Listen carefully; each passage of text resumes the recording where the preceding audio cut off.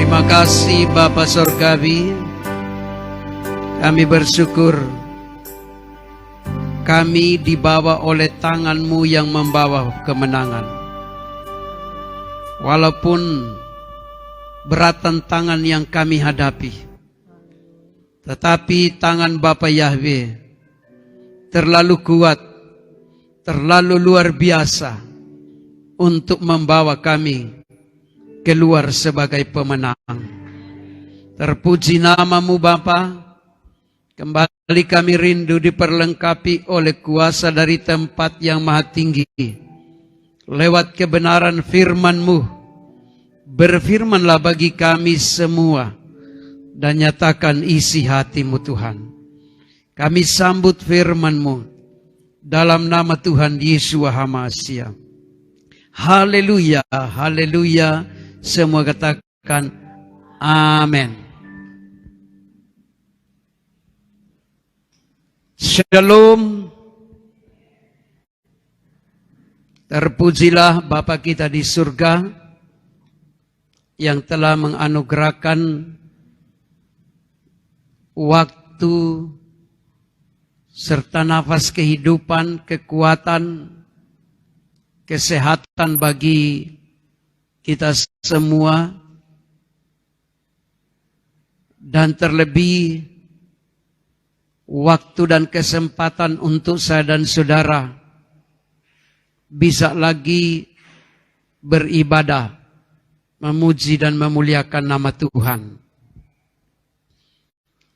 Kalau kita bisa lagi beribadah, ini semua karena kasih Tuhan. Karena ada waktunya manusia walaupun ada kerinduan untuk beribadah, ada kerinduan untuk mendengar firman Tuhan. Tetapi pintu kemurahan sudah tertutup dan tidak akan ada lagi kebenaran firman Tuhan dikumandangkan di tengah bumi ini. Manusia akan mengembara dari utara ke selatan, mengembara dari timur ke barat untuk mencari situasi seperti yang kita alami saat ini, tetapi sudah tidak ada lagi. Karena memang Tuhan katakan segala sesuatu ada waktunya. Semua yang ada di dunia ini bersifat sementara. Termasuk dalam hal peribadatan seperti yang kita alami hari-hari ini. Ini juga bersifat sementara. Kita tidak akan kekal di tempat ini, di rumah Tuhan untuk beribadah, tidak kekal. Karena kekekalan nanti kita peroleh di dalam kerajaan surga. Semua yang ada di dunia ini bersifat sementara. Kapan mau berakhir? Kita tidak tahu, saudara-saudara. Tapi hidup saya dan saudara, jangan tunggu waktu terakhir. Jangan tunggu nanti sudah detik-detik yang dikatakan dalam pertandingan sepak bola injury time, baru kita mau sungguh-sungguh. Baru kita mau setia. Baru kita mau taat dan tekun, tidak kekasih-kekasih Tuhan. Karena firman Tuhan katakan, waktu itu akan datang dengan kedahsyatan, bahkan pahlawan pun akan menangis.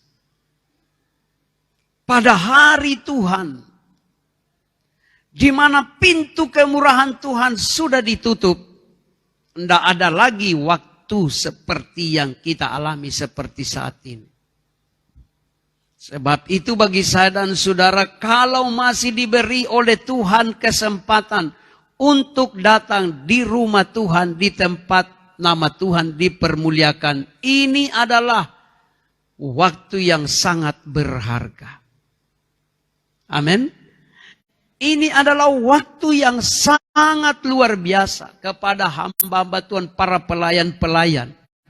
Kalau Tuhan masih berikan waktu bagi saya dan saudara untuk melayani, ini bukan karena sekedar mengisi waktu kehidupan kita, saudara-saudara. Tapi ini adalah waktu yang sangat berharga bagi kehidupan saya dan saudara. Mengerjakan saja pekerjaan sebagai aparatur negara, ada penghargaan dari negara. Kalau saya dan saudara sebagai aparatur negara, maka kita akan dihargai oleh negara. Ada penghargaan-penghargaan. Kalau bagi ASN ada penghargaan 10 tahun pengabdian, ada penghargaan 20 tahun, dan ada penghargaan 30 tahun. Nah, kekasih-kekasih Tuhan, apalagi saya dan saudara di dalam Tuhan, maka Tuhan akan menghargai dengan perkara yang sangat luar biasa. Tuhan akan menghargai saya dan saudara. Segala jerih lelah kita tidak sia-sia, saudara-saudara. Jangan dipikir kekasih-kekasih Tuhan yang menyanyi, bermain musik, kemudian jerih lelahmu terbuang begitu saja. Tidak, saudara-saudara. Semua Tuhan perhitungkan. Amin. Perjuangan kita juga sampai di tempat ibadah dan beribadah, ini bukan sesuatu yang hanya sekedar waktu dan berlalu begitu saja. Tidak, kekasih-kekasih Tuhan. Ini semua Tuhan perhitungkan. Berbahagialah saya dan saudara kalau berkorban, berlelah-lelah untuk melayani Tuhan. Amin. Para pelayan altar. Kamu tidak digaji oleh gereja. Tetapi Tuhan lebih luar biasa menghitung-hitung segala jerih lelah kita. Saya tinggal 5 menit sudah mulai ibadah, baru tiba di gereja dari pelayanan di daerah Minahasa Selatan sana. Jadi dari pagi, bahkan tadi malam, karena saya harus mempersiapkan berkas untuk pelantikan pelayan-pelayan Tuhan di jemaat yang ada di Minsel. Jadi saya selesai mengerjakannya kurang lebih jam 2. Mau tidur, saya tidak mau tidur. Dan jam 6 langsung basadia untuk berangkat ke Amurang dalam rangka pelayanan. Selesai dari Amurang, ada kekasih Tuhan bilang, "Bapak ada acara ini siang?" Saya bilang, "Nyanda, nanti malam." Kalau begitu, mari kita wasen lagi. Aduh. Jadi dari Amurang sambung lagi. Ini Tawasen kan dari Amurang masih berjalan lagi ke arah Tompa Sok Baru. Sampai di sana sudah sekitar jam 3. Kami berdoa lagi di sana. Di tengah keluarga yang menyambut kami. Duduk sebentar dan langsung balik ke Manado. Sampai di sini lagi 5 menit jam 6. Kalau ukuran capek saudara-saudara. Tapi saya punya jerih lelah bersama ibu sehari ini tidak menjadi sia-sia. Amin.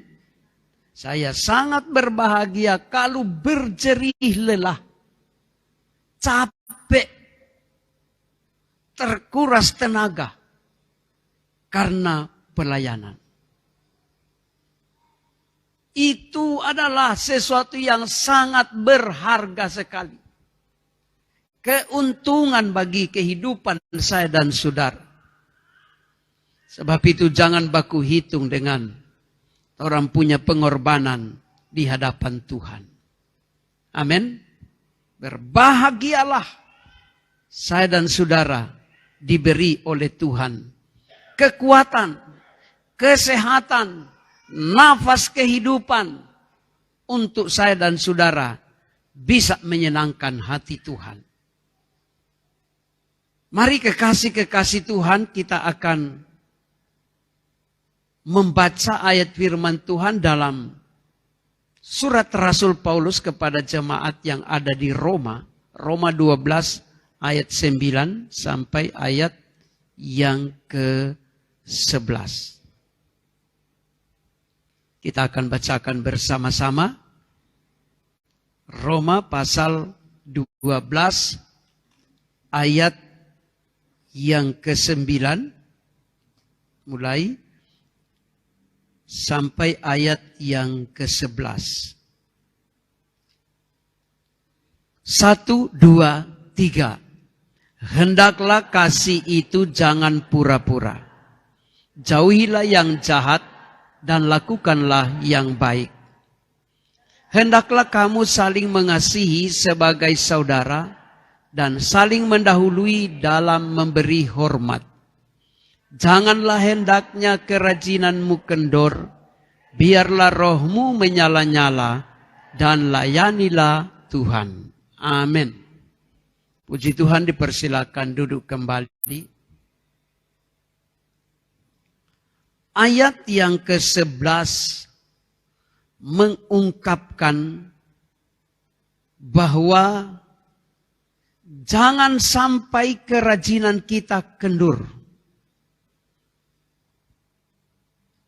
Kerajinan kendur itu artinya jadi lalai, jadi malas, tidak bergairah lagi. Tapi Tuhan katakan, biarlah rohmu menyala-nyala dan layanilah Tuhan. Roh yang menyala-nyala ada bahasa kerennya yaitu fighting spirit. Roh yang menyala-nyala itu adalah suatu semangat dari dalam diri kita. Satu semangat dari dalam diri kita. Negara kita waktu memperjuangkan kemerdekaan, modalnya apa saudara-saudara? Semangat juang 45. Itulah fighting spirit. Kalau semangat juang yang kuat, yang berkobar-kobar, kita bisa dapat melakukan sesuatu yang tidak mungkin menjadi mungkin. Para pejuang bangsa kita, ingat, kemerdekaan negara kita bukan hasil pemberian dari penjajah, bukan. Beda dengan negara-negara yang lain. Kemerdekaannya diberikan oleh bangsa yang menjajahnya. Tetapi negara kita berjuang, berusaha merebut kemerdekaan dengan kekuatan dari rakyat Indonesia. Dan waktu itu modalnya apa? Modalnya yaitu semangat. Semangat, saudara-saudara. Bisa dibayangkan teknologi canggih daripada penjajah dalam hal persenjataan itu harus dilawan dengan bambu runcing. Senjata otomatis. Kekuatan militer yang sudah luar biasa kuatnya waktu itu kalah dengan perjuangan daripada para pahlawan dengan modalnya apa? Semangat. Nah, terkadang kehidupan manusia kalah sebelum berperang karena sudah habis semangatnya. Ya toh? Sudah tidak lagi. Ini roh yang menyala-nyala sudah tinggal berasap-asap. Tidak lagi mau maju tak gentar, pantang menyerah. Akhirnya menyerah pada keadaan. Ya sudah. Apa boleh buat? Buat saja apa yang boleh dibuat.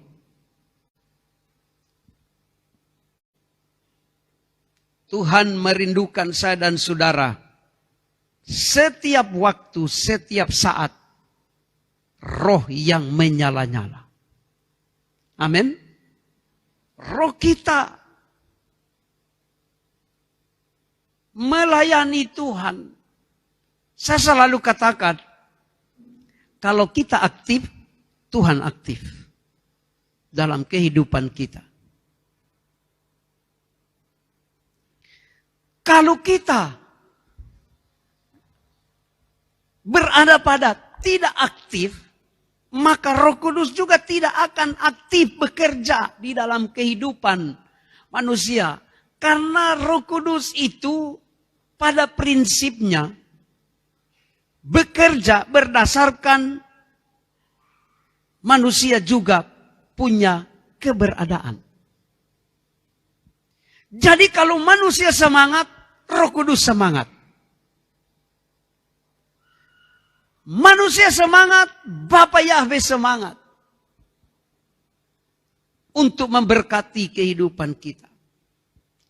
Untuk membawa kehidupan saya dan saudara dalam kemenangan dan keberhasilan. Saya terlalu yakin cara Tuhan bekerja di dalam pribadi saya sangat berbeda dengan Tuhan bekerja di dalam pribadi saudara-saudara. Apakah karena Tuhan berbeda? Tidak. Tuhan tidak berbeda. Tuhan itu cuma satu. Pribadinya Bapa, Putra, dan Roh Kudus. Lalu kenapa dia bekerja kepada pribadi saya berbeda dengan bekerja kepada ibu bapak saudara sekalian? Karena sangat ditentukan oleh roh yang menyala-nyala dalam kehidupan kita. Kalau kita semangat, Tuhan juga semangat untuk memberkati saya dan saudara. Amin. Jangan ibu bapak saudara sekalian berpikir, wah saya mau ikut Pak Dokri karena Pak Dokri semangat juangnya luar biasa. Enggak, saudara-saudara. Jangan jadi anak-anak Tuhan ikut-ikutan. Tapi bangunlah suatu keadaan hidup kita yang bisa mengakibatkan Bapa Sorgawi bekerja. Firman Tuhan katakan, Tuhan turut bekerja mendatangkan kebaikan bagi setiap orang yang mengasihi. Sebab itu sebelum mari kita melihat ayat yang ke-9 dan ayat yang ke-10, untuk roh kita bisa menyala-nyala, apa yang harus ada di dalam pribadi kita, yaitu kasih yang benar. Bukan kepura-puraan, bukan keterpaksaan, tetapi kasih yang betul-betul benar di hadapan Tuhan. Apakah kasih kita kepada sesama, karena juga berbicara pelayanan. Ingat, berbicara pelayanan itu artinya suatu sikap tindakan dalam rangka untuk menolong sesama. Saya saat ini mau berkhotbah, berdoa pimpin penyembahan dalam rangka kepentingan jemaat. Dalam rangka menguatkan jemaat, dalam rangka memberkati jemaat, dalam rangka menguatkan jemaat. Sebab itu dibutuhkan kasih yang tidak pura-pura. Tidak pilih kasih. Jangan nanti saya semangat kalau melayani konglomerat. Baru doa puasa 3 hari 3 malam, tangan tidak turun-turun. Itu karena faktor manusia. Jadi saya harus melayani sungguh-sungguh dan tidak berpura-pura. Karena kalau saya punya hati, saya punya prinsip dalam melayani didasarkan kasih yang benar, kasih yang tidak pura-pura, maka roh saya pasti akan menyala-nyala. Jadi ingat, kehidupan manusia ada dimensi rohaninya. Siapapun engkau dan saya, itu ada dimensi jasmani lahiriah dan ada dimensi rohani. Dan gerakan dimensi rohani ini sangat mempengaruhi sekali kepada penampilan fisik saya dan saudara, atau penampilan atau keberadaan dimensi jasmani kita. Kalau roh saya dan saudara menyala-nyala, aktif sekali ini dimensi rohani dalam kehidupan kita, maka dia akan mempengaruhi seluruh susunan saraf kita, mempengaruhi otot-otot kita, mempengaruhi tulang-tulang kita, sehingga dimensi jasmani kita akan menjadi dimensi jasmani yang semangat. Amin. Jadi kalau dimensi rohani kita ini aktif, biar lagi dimensi jasmani ini terbatas, kecapean, lelah bergerak, terbatas.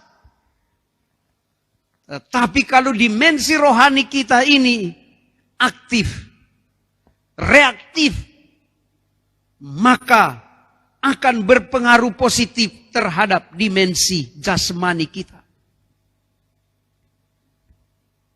Kenapa orang jadi malas, orang jadi tidak aktif, bergerak pun sudah susah? Karena dimensi rohaninya sudah tidak aktif lagi.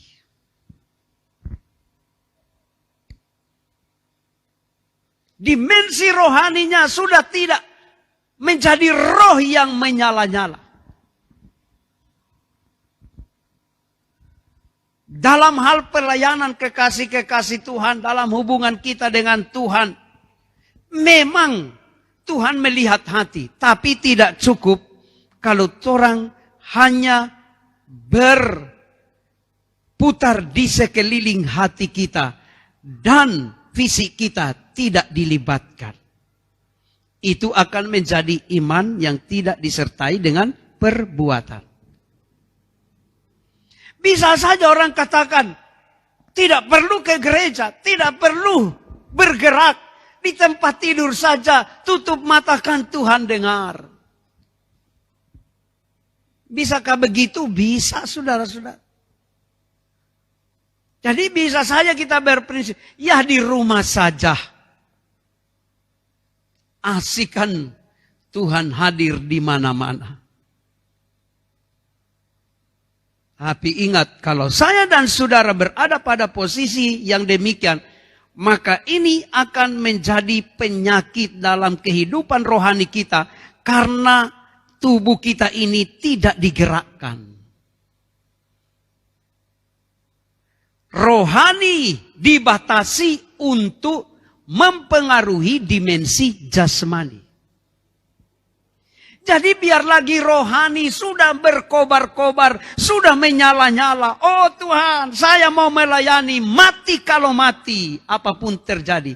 Tapi kalau fisik kita ini dikurung, fisik kita ini dibiarkan dalam kelemahan, dalam ketidakberdayaan, maka terjadi ketidakseimbangan antara dimensi rohani dan dimensi jasmani. Inilah banyak yang terjadi bagi kehidupan anak-anak Tuhan. Kalau mau tanya, kamu siap maju? Siap. Tapi pada saatnya, oke, silakan maju. Tunggu dulu. Pak Gembala, kalau saya punya hati sudah sangat siap. Tetapi otot-otot ini rasanya kaku. Karena kita sudah membiasakan, tidak ada gerakan, tidak ada tindakan untuk kita meresponi roh yang menyala-nyala yang ada di dalam kehidupan saya dan saudara. Kalau kita meresponi roh yang menyala-nyala, maka kita lihat, wah sudah jam ibadah. Oke, siapkan segalanya. Kalau perlu, ibadah jam 6, mandi jam 12 siang. Karena berpikir mau ibadah.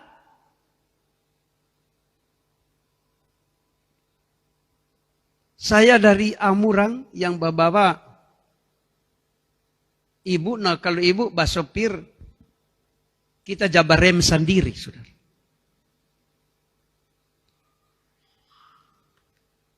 Dan sementara di perjalanan, kita tegur, kita bilang, sudah tidak usah berlambung-berlambung. Masih kendaraan di depan. Juga kecepatannya cukup. Akhirnya ibu juga karena dengar-dengaran kepada suami, ya. Dia baku ikut terus di belakang. Sampai di Tanah Wangko, saya katakan, santai Joko. Nikmati ini sore yang sejuk ini, sore yang indah. Ya ibu, santai. Saya lihat sudah 5:30. Kita bilang, 5:30. Ibu bilang, bilang tadi santai. Aduh.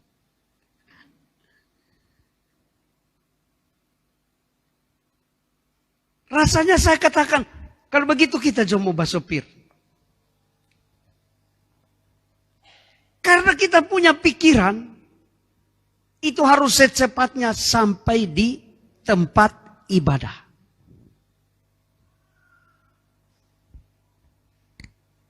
Kalau saya punya pikiran yang tidak meresponi roh yang menyala-nyala, bisa saja kita katakan kepada ibu, kalau begitu karena so lapar sehingga jauh makan soto dulu. Nanti orang ukur setelah doa berkat. Bisa kan, semua bisa diatur. Semua bisa diatur.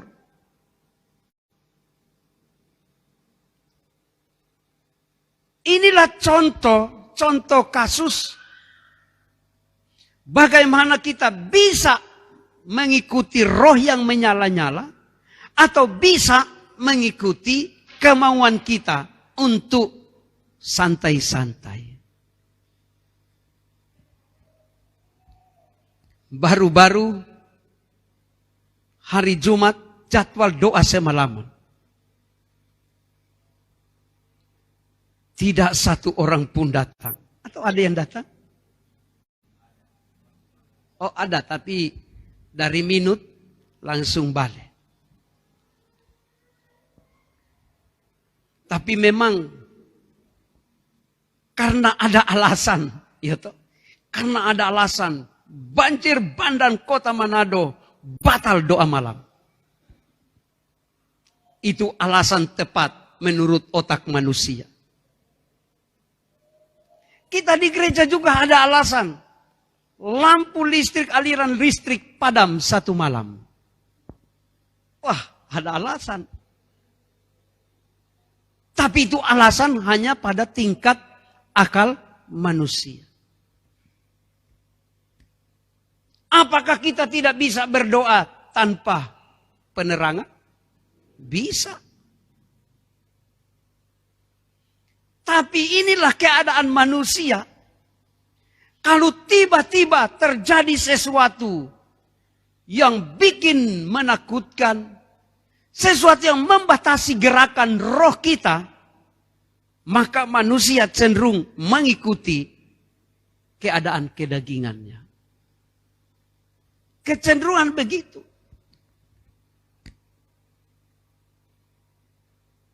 Coba saja saudara-saudara, panggil undang sesamamu. Dan undangan dalam rangka kuncikan. Ya, kuncikan. Mari datang di rumah saya. Karena sudah tersedia babi putar. Itu buta melihat, lumpuh berjalan.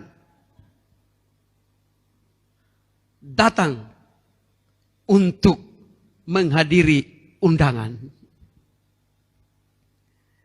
Tapi kalau Pak Dolfi undang, datanglah di gereja dalam rangka mengucap syukur, doa puasa 3 hari 3 malam.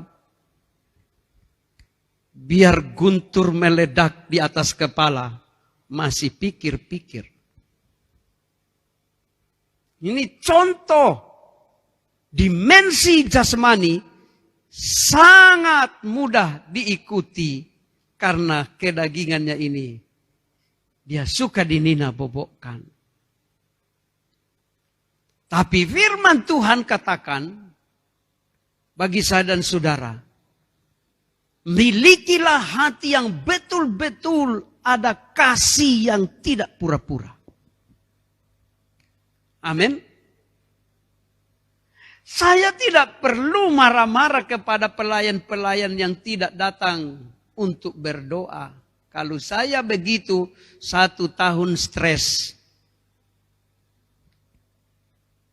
Tiap ada pelayan tidak datang. Weh, kenapa kamu tidak datang?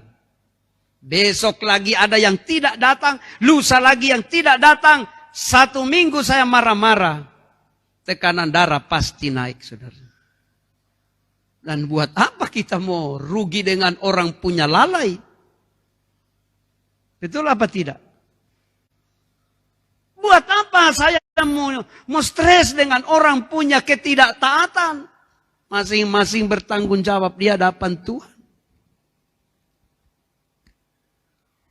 Tapi kembali saya dan saudara dibawa oleh Tuhan, miliki hati yang penuh kasih, baik kasih kepada sesama, kasih kepada Tuhan, karena memang untuk apa kita mau melayani, untuk apa kita mau beribadah, dalam rangka karena kita mengasihi sesama kita untuk diselamatkan.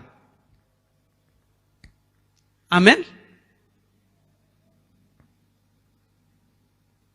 Untuk apa kita berdiri, berkhotbah berjam-jam dalam rangka melengkapi rekan-rekan sekerja, anak-anak Bapak Yahweh untuk supaya dapat melayani sesama, dapat menjangkau jiwa-jiwa untuk diselamatkan. Inilah motivasi kita, saudara-saudara. Motivasi dalam pelayanan. Jadi kekasih-kekasih Tuhan, saya sebagai pemimpin, saya juga harus menjaga hati saya di hadapan Tuhan. Jangan sampai ketidaktaatan, ketidaktekunan dari jemaat, kemudian saya yang siksa. Saya yang menderita. Karena berpikir kenapa jemaat sana tidak bertobat dari hal mabuk. Kenapa jemaat sana tidak bertobat dalam hal perzinahan. Lalu itu jadi pikiran saya. Saya tidak mau jadi susah dengan orang punya dosa. Saya selalu berpikir yang positif. Kalau saya melihat anggota jemaat sesama hidup di dalam dosa, saya tidak perlu menghakiminya. Saya tidak perlu katakan, kamu keluar saja dari pelayanan saya, kamu tidak bertobat-bertobat. Berarti pelayanan kita hanya dikhususkan kepada malaikat-malaikat. Ya toh? Berarti pelayanan kita hanya dikhususkan kepada orang-orang kudus. Tidak, saudara-saudara. Kalau ada teman, ada rekan, ada anggota jemaat yang masih bergumul dalam menghadapi keterbatasan hidup tidak taat, tidak kuat dengan godaan-godaan, saya cuma mau katakan, setia saja kepada Tuhan, jangan takut kepada gembalamu. Karena banyak orang juga, banyak jemaat yang kalau berbuat dosa, setelah melihat gembalanya, ketakutan. Tidak melihat Tuhan. Tidak takut Tuhan. Sebab itu saya mau ajarkan kepada jemaat, jangan takut kepada gembalamu, takutlah akan Tuhan. Amin. Takutlah akan Tuhan. Karena urusan masuk surga bukan urusan gembalamu dan Tuhan, tetapi urusan pribadi masing-masing. Kalau secara organisasi oke, di pelayanan yang demikian ada pemimpin, ada gembala yang mengcover saya dan saudara dalam berjemaat. Tetapi urusan masuk surga masing-masing di hadapan Tuhan. Tidak ada mengatakan, Tuhan, gembala saya, Dok Rigo Bolung. Dia ketua pusat dari gereja kami. Dan jelas sebagai jaminan saya masuk surga. Oh, rugi besar. Saya juga sementara berjuang supaya tetap setia sampai langkah terakhir. Lalu mau sibuk dengan urusan masuk surga jemaat-jemaat. Waduh. Tapi selama kita ada di bumi ini, layaklah kita saling mendoakan, saling menguatkan, saling memberkati satu sama lain. Amin. Sebab itu tanamkan di dalam kehidupan kita, memiliki hati yang betul-betul mengasihi Tuhan. Kalau kita mengasihi Tuhan dengan sungguh-sungguh, roh kita menyala-nyala. Kalau roh kita menyala-nyala, maka kita akan semangat juang untuk melayani Tuhan. Tidak akan hitung-hitungan dengan Tuhan. Karena ada roh yang menyala-nyala. Bagaimana roh yang menyala? Miliki kasih yang sempurna. Miliki kasih yang benar. Jangan hati kita ini dipenuhi oleh kepura-puraan. Dipenuhi oleh ketidakbenaran. Itu mengakibatkan roh kita padam di hadapan Tuhan. Tetapi kalau kasih, saya ambil contoh saudara-saudara. Orang yang sementara jatuh cinta. Kalau ada pemuda dan pemudi yang selagi jatuh cinta, orang katakan lagi kasmaran, maka akan bisa tergambar, terekspresi di dalam tubuh jasmaninya. Bisa saja sebagai orang itu akan menyaksikan, melihat, ini anak saya lagi kasmaran. Sampai dia senyum-senyum sendiri. Karena ada sesuatu yang berkobar-kobar di dalam hatinya. Tapi jika ada sesuatu yang padam di dalam hatinya, anak ini bisa saja kelihatan murung, tidak berserih mukanya, sebagaimana ungkapan waktu Tuhan melihat Kain dan Tuhan katakan, "Hei Kain, kenapa engkau tidak berseri-seri? Kenapa hatimu tidak bersukacita? Ingat Kain, dosa sudah mengintip engkau." Inilah kekasih-kekasih Tuhan, pesan Tuhan bagi kehidupan saya dan saudara. Untuk supaya roh kita menyala-nyala, biarlah hati kita dipenuhi oleh kasih yang sempurna.